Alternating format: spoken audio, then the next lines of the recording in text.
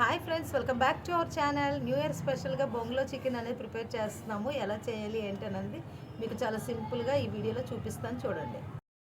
శుభ్రంగా క్లీన్ చేసుకున్న చికెన్ తీసుకొని ఇందులో పసుపు, కారము, అల్లం వెల్లుల్లి పేస్ట్ వేసి ఒకసారి ముక్కలకి బాగా కోట్ చేసుకోండి.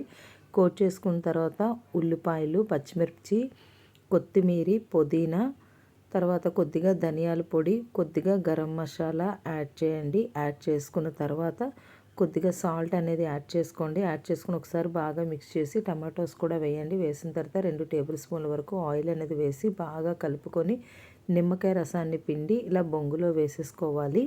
వాటర్ అనేది ఏమీ యాడ్ చేయకూడదండి. ఈ మసాలాలో ఉన్న గ్రేవీతో కలిపి ఈ చికెన్ అనేది బాగా కుక్ అవుతుంది. వీటిని కర్రల పొయ్యి మీద బొంగుల్ని కాల్చి చుట్టువైపులా తిప్పుతూ కూడా బొంగుల్ని మనం కాల్చుకోవాలి. టేస్ట్ అయితే చాలా బాగుంటుంది. వీడియో నచ్చినట్లయితే లైక్ చేయండి, షేర్ చేయండి.